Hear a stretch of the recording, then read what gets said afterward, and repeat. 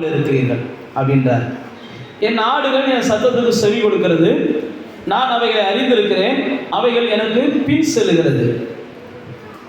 28ஆம் வசனம் சொல்றாரு, நான் அவைகளுக்கு நித்திய ஜீவனை கொடுக்கிறேன், அவைகள் ஒரு காலம் கெட்டு போகிறதில்லை, ஒருவனும் அவைகளை என் கையில் இருந்து பறித்து கொள்வதில்லை. 29, அவைகளை எனக்கு தந்த என் பிதா எல்லாரிலும் பெரியவராய் இருக்கிறார். அவைகளை என் பிதாவின் கையில் இருந்து பறித்து கொள்ள ஒருவனாலும் கூடாது, நானும் பிதாவும் ஒன்றாய் இருக்கிறோம் என்றார் அப்படின்னு யோவான் 10ஆம் அதிகாரத்தில் 26லிருந்து 30 வரைக்குள்ள வசனங்களை நாம் வாசிக்கிறோம். இங்கே ஆண்டவர் நமக்கு சொல்லிக் கொடுக்குற ஒரு பெரிய காரியம் என்ன அப்படின்னா, எப்போ நம்ம ஒருத்தவங்க சத்தத்துக்கு செவி கொடுக்குறோமோ அப்போ தான் நாம் என்ன செய்கிறோம்னா அவங்கள மதிக்கிறோம்னு அர்த்தம். எப்போ நம்ம ஒருத்தவங்க சத்தத்துக்கு செவி கொடுக்கலையோ அப்பயே நம்ம புரிஞ்சுக்கிறணும் அவங்க மேலே நமக்கு என்ன இல்லை, நல்ல அபிப்பிராயம் இல்லை. அதுதான் கான்செப்ட். அதனால தான் இயேசு 26 ஆரம்பிக்கும் போதே சொல்கிறாரு, நான் உங்களுக்கு சொன்னதை நீங்கள் விசுவாசிக்க மாட்டீங்க, ஏன்னா நீங்கள் எனக்கு சொந்தமானவங்க கிடையாது. எனக்கு நீங்கள் சொந்தமானவங்களாக இருந்தால் நான் சொல்கிறத என்ன செய்வீங்க, விசுவாசிப்பீங்க. அப்போ முதல்ல நீங்கள் நல்லா அவனை புரிந்து கொள்ளணும். தேவன் எப்பயுமே உங்களுக்கு என்ன செய்கிறாருன்னா ஒரு தலைவர்களை கொடுக்குறாங்க. அந்த தலைவர்கள் நீங்கள் விசுவாசிங்கன்னா, பைபிளில் அடுத்த வசனத்தில் சொல்கிறாரு பாருங்க, என் பின்னாடி வரும் என்னுடைய ஆடுகள். என் சத்தத்துக்கு செவி கொடுக்குறவங்க என் பின்னாடி வருவாங்க. என் சத்தத்துக்கு செவி கொடுக்காதவங்க அவங்க விசுவாசிக்காதனால என்கிட்ட வாக்குவாதம் பண்ணிக்கிட்டே இருப்பாங்க. எப்பயுமே தேவன் நமக்கு கொடுத்துருக்கிற நல்ல தலைவர்களுக்காக நாம் என்ன செய்யணும், கர்த்தரை துதிக்கணும். உண்மைக்கே உங்களுக்கு அநேகருக்கு தெரியும், நம்முடைய ஸ்தாபனத்துக்கு தலைவராக தேவன் ஜோசப் பாலச்சந்திரன் ஒரு மனுஷனை வச்சிருக்கிறார். நீங்கள் உலகத்தில் எந்த தலைவர்களோடையும் நீங்கள் பழகி பார்க்கலாம், அவரை போல் ஒரு ஆவிக்குரிய தன்மையுள்ள ஒரு தலைவனை நீங்கள் என்ன செய்ய முடியாது, பார்க்கவே முடியாது. ஏன் நான் உங்களுக்கு சொல்கிறேன் அப்படின்னா, நான் நிறையா தலைவர்களோட ஊழியங்களில் இருந்திருக்கிறேன், தனிப்பட்ட முறையில் நான் பழகி இருக்கிறேன். அதனால தான் இன்றைக்கும் பார்த்திங்கன்னா நமக்கு அங்கேருந்து பணம் தர்றாங்க, மாதம் நமக்கு வருதுன்னெலாம் கிடையாது. நம்மளுக்கு மாதம் அங்கேருந்து ₹1 கூட வர்றதில்லை நம்ம தலைமைத்துவத்திலேருந்து. ஆனால் மற்றவங்கள்ட்டலாம் கேட்டு பார்த்தீங்கன்னா, ஸ்தாபனத்துலேருந்து உங்களுக்கு பணம் கொடுக்கல, பெரிய அந்த ஸ்தாபனத்தில் இருக்கீங்கன்னு தான் கேட்பாங்க. ஒரு நல்ல தலைவனுக்கு கீழே இருக்கும்போது தேவனுடைய ஆசீர்வாதம் நமக்கு என்ன செய்யும், தானாக கிடைக்கும். அவர் நல்ல தலைவர்ன்ற ஒரே காரணத்தினால தான், நல்ல ஆவிக்குரிய தலைவர், நல்ல தகப்பன். அவர் இன்றைக்கி பார்த்தீங்கன்னா 2000 பேருக்கு மேலே உள்ள ஒரு பெரிய திருச்சபை, 200 பேருக்கு மேலே உள்ள கிளை சபைகள், உலகம் முழுவதும் அறியப்பட்ட நல்ல ஒரு பரிசுத்தவான். ஆனால் இன்றைக்கும் ஃபோன் போட்டு பாஸ்டர் அப்படின்னா என்ன சரி சொல்லு அப்படின்னு சொல்லி கேஷுவலாக இருக்கிறவர். ஏன் நான் உங்களுக்கு சொல்கிறேன் அப்படின்னா, நமக்கு ஒரு நல்ல தலைவர்களை நாம் தெரிந்து கொள்ளணும்.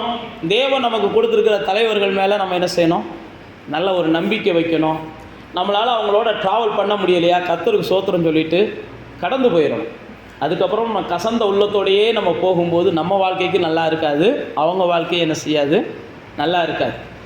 ஏன் நான் உங்களுக்கு சொல்கிறேன்னா, இயேசு சொல்கிறாரு தன்னுடைய கூட்டத்தை பார்த்து, என் ஜட்டத்துக்கு நீங்கள் செவி கொடுக்க மாட்டேன்றீங்க, ஏன்னா நீங்கள் எனக்கு சொந்தமானவங்களே கிடையாது. நீங்கள் எனக்கு சொந்தமானவங்களாக இருந்தால் என் சத்தத்துக்கு என்ன செய்வீங்க, செவி கொடுப்பீங்க, நான் சொல்கிறதுக்கு அப்படியே ஃபாலோ பண்ணுவீங்கன்றார். நீங்கள் வேத புஸ்தகத்தில் வாசிச்சிங்கன்னா, தாவீது பெரிய பரிசுத்தவான், ஆனால் நாத்தான், காத் போன்ற ஆவிக்குரிய தலைவர்களுக்கு அவன் என்ன செஞ்சான், கீழ்ப்படிந்த தேவ மனுஷனாக இருந்தான். நீங்கள் மோசேயை எடுத்தீங்கன்னா அவன் ஒரு பெரிய பரிசுத்தவான், ஆனால் தேவ மனிதனாகிய மோசேவுக்கு ஒரு நல்ல ஆலோசனையை ரெகுவேல் என்கிற அவனுடைய மாமனார் கொடுத்த உடனே அவன் என்ன செஞ்சான், கீழ்ப்படிஞ்சான். நீங்கள் வேதத்தில் வாசித்து பார்த்தீங்கன்னா, தேவனுடைய மனிதர்களை கனப்படுத்தாமல் ராஜாக்கள் வாழ்ந்தாலும் அவர்கள் முடிவு பரிதாபமாக இருந்துச்சு. சவுலை கனப்படுத்தாமல் சாலமோனை கனப்படுத்தாமல் சவுல் வாழ்ந்தான். சவுலுக்கு யார் தான் தலைவர்னு பார்த்தா சாமுவேல் தான் தலைவர். சவுலுக்கு சாமுவேல் தான் தலைவர். சவுலுடைய எதிர்காலம் எப்படிப்பட்டதுன்னு சொல்லி அவனுக்கு அறிமுகப்படுத்தினவனே சாமுவேல் தான். சவுல் ஒரு சாதாரண மனிதனாக போகிறாரு, எதிர்காலம் இப்படி இருக்க போகுது அப்படின்னு சொன்னோடனே பைபிளில் போட்டிருக்கு. அதுக்கப்புறம் பார்த்தா சாமுவேலுக்கும் சவுலுக்கும் மனக்கசப்பு வந்துருச்சு. சாமுவேல் இவனை ராஜாவாக்குனதுக்காக வருத்தப்பட்டார். தேவன் அவனை ராஜாவாக்குனதுக்காக வருத்தப்பட்டார். நீங்கள் வேதத்தில் வாசித்து பார்த்தீங்கன்னா கடைசியில் பார்த்தீங்கன்னா அவன் அசுத்த ஆவிக்கு இறையானான். ஏன் நான் உங்களுக்கு சொல்கிறேன் அப்படின்னா, நமக்கு தேவன் ஒரு ஆவிக்குரிய தகப்பனை அல்லது தலைவனை கொடுத்துருக்கிறார் அப்படின்னா நிச்சயமாக நாம் என்ன செய்யணும், அதை விருப்பத்தோடு ட்ராவல் பண்ணணும். பவுல் அப்போஸ்தலன் பெரிய பரிசுத்தவான். பவுல் பயணம் பண்ண இடங்கள்ல, ஊழியம் பண்ண இடங்கள்ல சில பிரச்சனை வந்துடுது. வேதத்தில் போட்டிருக்கு. அவர் உடனே என்ன செஞ்சாரா, எருசலேம் பட்டணத்துக்கு அந்த பிரச்சனைக்குரிய சூழ்நிலைகளெல்லாம் கொண்டு வந்தாரா. அங்கே பேதுருவை தேடுறாரு. பேதுரு இல்லாத நேரம் யாக்கோபு இருக்கிறாரு. எப்போ அந்த மாதிரி சூழ்நிலை. பவுல் பெரிய பரிசுத்தவான். பைபிளில் போட்டிருக்கு. பவுல் என்ன செஞ்சானா, பரலோகத்துக்கே போய் தரிசனத்தில் போயிட்டு வந்தவன். தேவனுடைய சத்தங்களையும் தேவதூதர்களுடைய சத்தங்களையும் கேட்டவன். நான் வானத்துக்கெல்லாம் போய் பறந்துட்டு வந்தேன்னு சொல்கிறேன் தன்னுடைய அனுபவத்தை. ஆனால் ஒரு பிரச்சனைன்னு வந்த உடனே தனக்கு மேலே தேவன் தலைவர்களாக பேதுருவை வச்சிருக்கிறார், யாக்கோபை வச்சிருக்கிறார். அங்கே போவோம் வாங்க அப்படின்னு போகிறாங்க. அங்கே போனால் அவர்கள் அந்த பிரச்சனைக்கு தீர்வை சொல்கிறாங்க. அங்கேருந்து 2 நபர்களை அனுப்பி விடுறாங்க. அந்த 2 நபர்கள் இந்த பிரச்சனை என்ன செய்கிறாங்க, சரி பண்ணுறாங்க. ஏன் நான் உங்களுக்கு சொல்லுகிறேன் அப்படின்னா, தேவன் எப்பயுமே என்ன செய்கிறாருன்னா, ஒரு கட்டுப்பாடு எல்லாருக்குமே இருக்கணும். தலைன்னு ஒன்று இருக்கணும், காலுன்னு ஒன்று இருக்கணும், கையின்னு ஒன்று இருக்கணும். பைபிளில் போட்டிருக்கு எல்லாத்துக்கும் தலை அவர் தான், கிறிஸ்து தான் எல்லாத்துக்கும் தலை.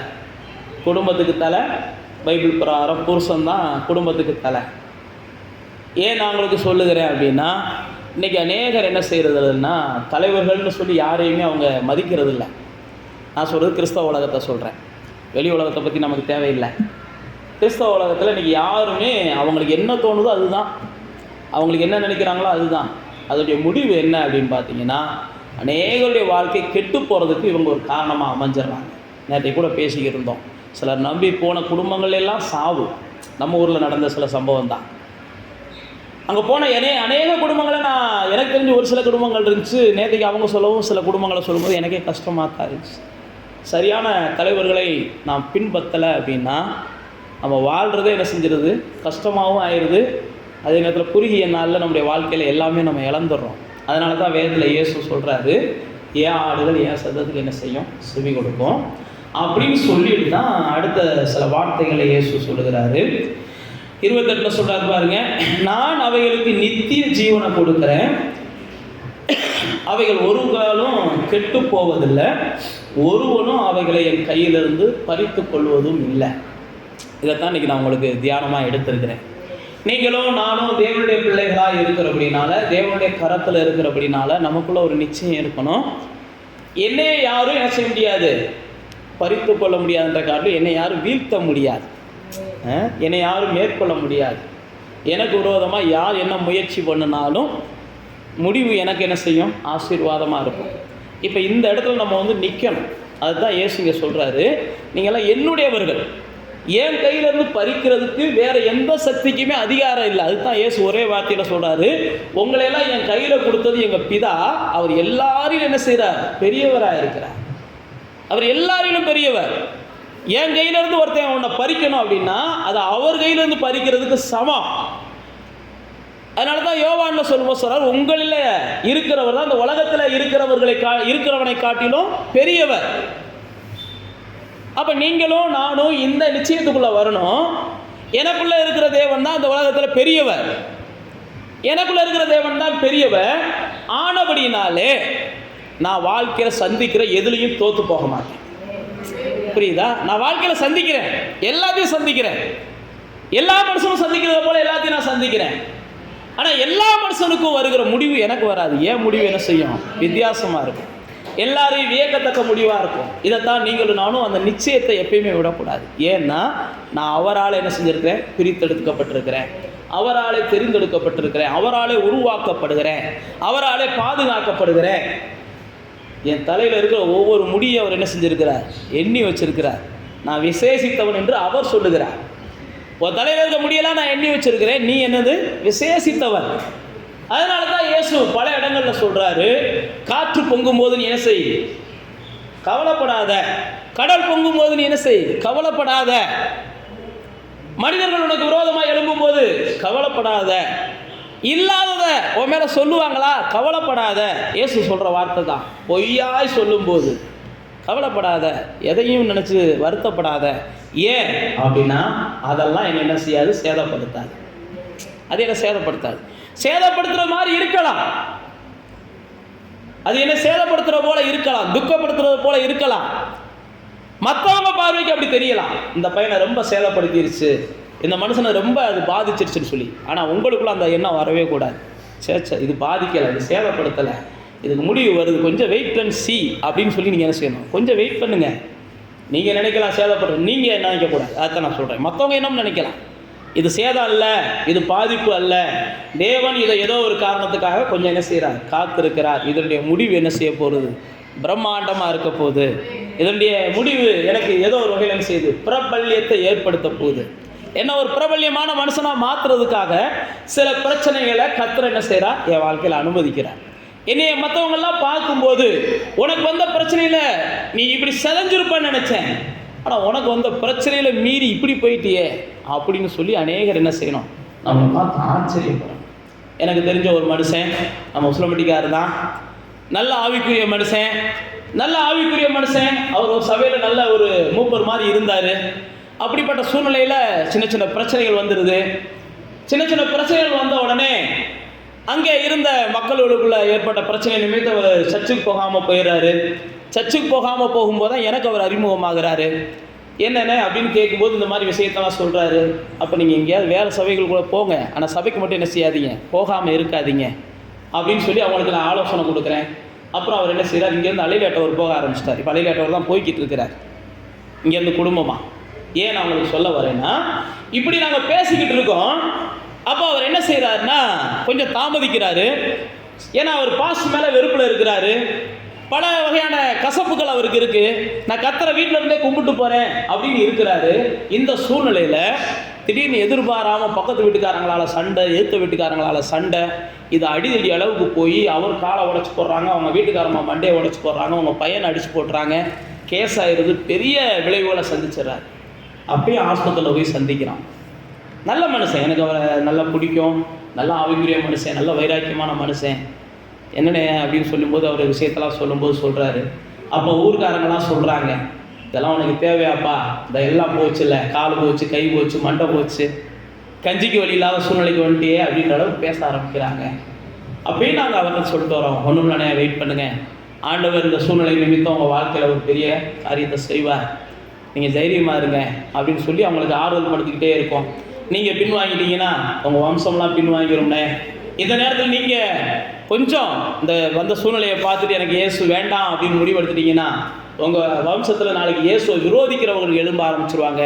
இயேசுவை எங்கள் அப்பா சேவிச்சதுனால தானே இவ்வளோ பிரச்சனை வந்துச்சு. இப்போ எங்கள் இயேசுவை யார் சேவிக்க சொல்லி எவன் பிரசங்கம் பண்ணாலும் அவனை வந்து நாங்கள் அடிப்போம்னா நாளைக்கு உங்கள் பிள்ளைகள் எந்திரிச்சாலும் நீங்கள் ஆச்சரியப்படக்கூடாதுண்ணே, வேண்டாண்ணே அப்படின்னு சொல்லும்போது இதுக்கப்புறம் நம்ம விடக்கூடாது அப்படின்னு சொல்லி அவர் என்ன செய்கிறாரு, ஆலயத்துக்கு போக ஆரம்பிக்கிறார். நடந்ததை சொல்கிறேன். கர்த்தர் பார்த்தீங்கன்னா அவருடைய முன்னிலைமையை காட்டு, 2வது நிலைமையை ஆசீர்வதிக்கிறார். இன்றைக்கி பல வாகனங்களுக்கு அவர் சொந்தக்காரர். பல வாகனங்கள், இதே நம்ம உப்புரம்பட்டி பகுதியில் தான் அவர் வாழ்கிறார். பல வாகனங்களுக்கு சொந்தக்காரர். பல முறை என்னை பார்த்து சொல்லுவார், பாஸ் அந்த நேரத்தில் சரியான ஒரு வழிகாட்டல் இல்லாமல் இருந்துருந்துச்சுன்னா நாங்கள் எல்லாத்தையும் இழந்திருப்போம், இயேசுவை இழந்திருப்போம்.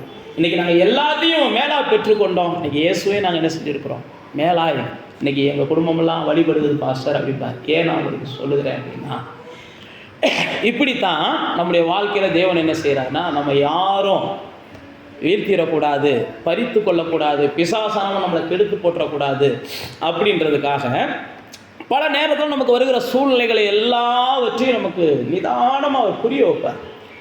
நீங்கள் நிதானமாக ஆவியானவரோடு தேவனோடு நீங்கள் பழகினீங்கன்னா எல்லாவற்றையும் உங்களுக்கு ஆண்டவர் வெளிச்சம் கொடுப்பார். அதனால தான் பவுல் அப்போஸ்தலன் 8ஆம் அதிகாரத்தில் நீங்கள் வாசித்து பார்த்தீங்கன்னா, நான் எந்நேரமும் அடிக்கப்படுகிறேன், எந்நேரமும் கொல்லப்படுகிறேன், எனக்கு வருகிற துன்பங்கள், பசியில் இருக்கிறேன், பட்னியில் இருக்கிறேன், நிர்வாணத்தில் இருக்கிறேன், நிர்பந்தமான பல சூழ்நிலைகள் இருக்குது. நீங்கள் பவுல் அப்போஸ்தலன் அந்த வார்த்தையை வாசிக்கும் போது அழகாவே முடிக்கும் போது சொல்கிறான், இவை எல்லாவற்றிலும் என்கிட்ட அன்பு கூறுகிற இயேசுவினாலே நான் என்ன செய்கிறேன், ஜெயிக்கிறேன்னு தான் முடிக்கிறான். நீங்கள் ரோமர் 8ஆம் அதிகாரத்தை வாசித்து பார்த்தீங்கன்னா, இவைகள் எல்லாவற்றிலும் என்னிடத்தில் அன்பு கூறுகிற சகோதரர்களாக நான் மோசத்தை பார்த்துட்டேன், கப்பல் சேதங்களை பார்த்துட்டேன், பல பிரச்சனைகளை நான் பார்த்துட்டேன், ஆனால் எல்லாவற்றிலும் என்கிட்ட அன்பு கூறுறாரு பாருங்க, அவரால் நான் என்ன செய்கிறேன், ஜெயிச்சேனே ஒழிய நான் தோத்து போகலை அப்படின்றார். அப்போ உங்கள் வாழ்க்கையில் நீங்களும் எப்பயுமே ஒரு நிச்சயம் வேணும். என்ன நிச்சயம் அப்படின்னா, நான் இயேசுவை பின்பற்றுகிற ஆள், நான் இயேசுவை சேவிக்கிற ஆள், இயேசுவை நான் தலைவனாக வச்சிருக்கிறேன். அவர் இந்த உலகத்தையும் என்ன செஞ்சிருக்கிறார்? ஜெயிச்சிருக்கிறார். நிச்சயமாக என் வாழ்க்கையில் வருகிற எல்லாவற்றையும் நான் ஜெயிப்பதற்கு அவர் என்ன செய்கிறார்? பலப்படுத்துகிறார். அதனால் நிகழ்காலங்கள், நிகழ் சூழ்நிலைகள் இன்றைக்கி நீங்கள் சந்திக்கிறது தான் உங்களுடைய வாழ்க்கையினுடைய இறுதி நீங்கள் நினைக்காதீங்க. இது தற்காலிகம் நினைங்க. இதுக்கான முடிவு வேறு மாதிரி இருக்குதுன்னு நீங்கள் என்ன செய்யுங்க? உங்களுடைய உள்ளத்தில் பேசுங்க. மற்றவங்ககிட்ட பேசுகிறது கூட ரெண்டாவது பேசிக்கிடலாம். உங்கள் உள்ள ஏற்றுக்கிறக்கூடாது உங்கள் தோல்வியை. உங்கள் உள்ள உங்களை ஒரு தோற்ற மனுஷனாக பார்க்கக்கூடாது. உங்களுடைய ஆவி ஒருபோது உங்களை என்ன செய்யக்கூடாது? இழந்த மனுஷனாக பார்க்கக்கூடாது. உங்களுடைய ஆவி எப்பயுமே பரவசமாக இருக்கணும், தேவனுக்குள்ளே சந்தோஷமாக இருக்கணும், கர்த்தருக்குள்ள நீங்கள் மகிழ்ச்சியாக இருக்கணும். அதனால தான் இயேசு சொல்கிறாரு, என் கையிலேருந்து உங்களை யாரும் என்ன செய்ய முடியாது? பறிக்க முடியாது. என்னை தேடி வந்துட்டீங்க, உங்களை யாரும் அசைக்க முடியாது. அதுதான் இயேசு மலை பிரசங்கத்தில் சொல்லும்போது சொல்கிறாரு, நீ என் மேலே கட்டப்பட்டிருக்கிற வீடு, என் வார்த்தையை நீ கவனிக்கிற ஆள், புயல் வந்து வீசும் போதும் சரி, காற்று வந்து மோதும் போதும் சரி, நீ அசைக்கப்பட மாட்ட, நீ தைரியமாயிரு அப்படின்னு சொல்லி தான் மேலே நம்பிக்கை உள்ள மனிதர்களை பார்த்து சொல்கிறார். தான் மேலே நம்பிக்கை இல்லாத மனிதர்களை தான் சொல்கிறாரு, நீங்கள் மண்ணு மேலே கட்டப்பட்ட ஆளுங்க, உங்கள் மேலே காற்று வந்து மோதின உடனே நீங்கள் விழுந்து போயிடுவீங்க. நானும் நீங்களும் அப்படி அல்ல. நம்ம கற்பாறையின் மேலே கட்டப்பட்டவர்கள். நம்மளை அசைக்கிறதுக்கு 1000 சூழ்நிலைகள் வரலாம். நான் அசைக்கப்படுவதில்லைன்னு நீங்கள் என்ன செய்யணும்? சொல்லிக்கிட்டே இருக்கணும். நான் அசைக்கப்படுவதில்லை, நான் தோற்பதில்லை, நான் கெட்டு போவதில்லை. இப்படி நீங்கள் என்ன செய்யணும்? நான் வீழ்வதில்லை அப்படின்னு நீங்கள் சொல்லிக்கிட்டே இருக்கணும்.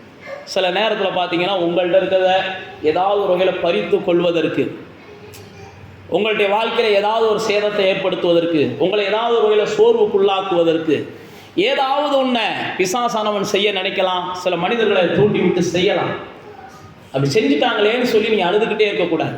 நீங்கள் 1 சாமுவேலில் 30ஆம் அதிகாரத்தை வாசித்து பார்த்தீங்கன்னா, தாவீதின் வாழ்க்கையில் அவன் பெரிய இழப்பை சந்திக்கிறான். பல பிரச்சனைகளுக்கு மேலே பிரச்சனை அவன் வாழ்க்கையில், போராட்டத்துக்கு மேலே போராட்டம் அவன் வாழ்க்கையில். எல்லாத்தையும் போட்டு எங்கிட்டாவது ஓடி போய் ஒளிஞ்சு நிம்மதியாக வாழ்வோம்னு நினைக்கிறான். ஆனாலும் அவனை விடுறது மாதிரி தெரியல. சூழ்நிலை அவனை விடலை. உடனே பார்த்தீங்கன்னா தாவீது சோர்ந்து போகலை, எல்லாம் இழந்துடுறான், எல்லாத்தையும் எதிரிகள் தூக்கிட்டு போயிடுறாங்க. இப்போ ஆண்டவர்கிட்ட கேட்குறான், ஆண்டவரே எல்லா எதிரியும் தூக்கிட்டு போயிட்டாங்க, என்ன செய்ய? நீ தொடர்ந்து போ, எதிரிகள்கிட்ட எல்லாத்தையும் நீ என்ன செய்வ? மீட்டு கொள்ளுவேன். ஆண்டவர் அப்படி தான் பேசுகிறேன். அவன் கொஞ்சம் கூட என்ன செய்யலை, சலிக்கலை, தொடர்ந்து போனான். நீங்கள் வேதத்தில் பார்த்தீங்கன்னா அதுக்கு அடுத்த சில அதிகாரங்கள்லேயே கர்த்தர் அவனை என்ன செய்கிறார்? அவனுடைய துன்பமான சூழ்நிலைகள்லாம் மாற்றி அடுத்த ராஜாங்கத்தில் ஒன்று தான் அவனை உட்கார வைக்கிறார். ராஜாங்கம் அவனை தேடி வர ஆரம்பிக்குது. அப்போ தேவனுடைய பிள்ளைகளே, சில நேரத்தில் நம்ம சந்திக்கிற சூழ்நிலைகளை எல்லாம் ஏன் சந்திக்கிறோம் அப்படின்னா, கர்த்தர் ஏதோ நம்மகிட்ட பேச விரும்புகிறார். நம்ம கர்த்தருடைய சத்தத்துக்கு செவி கொடுக்காததுனால உங்களை கொஞ்சம் அசைச்சு சத்தத்துக்கு செவி கொடு. அப்போ பாருங்க, தாவீதுடைய சத்தத்துக்கு அவனை செவி கொடுக்க வைக்கிறார், ஒரு அசைக்கிறார். அப்போ அவன் என்ன செய்கிறான்? அப்படி இனி என்ன செய்யறது ஆண்டவரே சொல்லுங்க அப்படின்ற இடத்துல வந்து நிற்கிறான். நீ என்ன தான் செய்ய சொல்லுங்க, ஏன்னா எல்லாத்தையும் இழந்தாச்சு. பைபிளில் பார்த்தீங்கன்னா மனைவி இழந்துட்டான், பிள்ளைகள் இழந்துட்டான், சொத்தை இழந்துட்டான், சுகத்தை இழந்துட்டான், எல்லாத்தையும் இழந்துட்டான். என்ன செய்ய சொல்லுங்க. அப்போ தான் ஆண்டவர் சொல்கிறாரு, ஒன்றும் இல்லை, பின் தொடர்ந்து போ, நீ இழந்ததெல்லாம் என்ன செய்வேன்? மீட்டு கொள்ளுவேன். அப்போ சில நேரத்தில் நம்ம பறித்து கொண்டார்கள், அவ்வளோதான், நம்ம கிடைக்காதுலாம் நினைக்காதீங்க. சார் பறித்து கொண்டவர்கள் திரும்ப வந்து பைபிளில் போட்டிருக்கு, திருடன் அகப்பட்டால் அவன் 7 மடங்கு என்ன செய்வானா? திரும்ப கொடுக்கணுமா. இது பைபிளில் போட்டிருக்கதா. அப்போ நீங்கள் வந்து உங்கள்கிட்ட ஒருத்தன் திருடிட்டு போயிட்டான், நீங்கள் சுதாரிச்சிட்டிங்க அப்படின்னா 7 மடங்கு திரும்ப அதை தேவனாலே நீங்கள் என்ன செய்யலாம்? பெற்றுக்கொள்ளலாம்.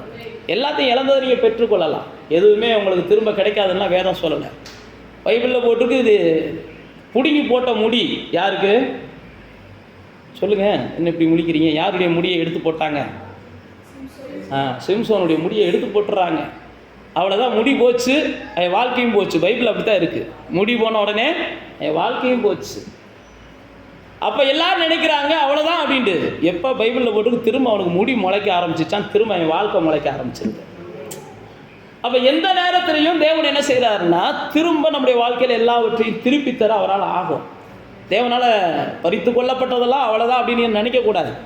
போனதெல்லாம் அவ்வளோதான் அப்படின்னு நீங்கள் நினைக்கக்கூடாது. முடிஞ்சதெல்லாம் அவ்வளோதான் நீங்கள் நினைக்கக்கூடாது. இல்லை, எனக்கு தேவை, எனக்கு வேணும், ஆண்டவர் திரும்ப என்ன செய்வார். நம்ம எல்லாருமே அறிந்திருக்கிறோம், மோசே மோசேயுடைய வாழ்க்கையில அவன் பிறந்தப்ப அவனை தப்பக்கூடாத அளவுக்கு அவனுக்கு பிரச்சனை, சாகணும். யாரால கட்டளை சொல்லுங்க? மோசே பிறந்த உடனே கொல்லணும்னு சொல்லி யார் கட்டளை போட்டா? பார்வோன் சொல்றாரு, ராஜா சொல்றாரு. அப்ப எல்லாரும் கொலை செய்யப்படுறாங்க. நான் அதான் சொல்றேன், எல்லாரும் பாதிக்கப்படலாம். ஆனா உங்க மேல தேவன் ஒரு திட்டம் வச்சிருந்தாருன்னா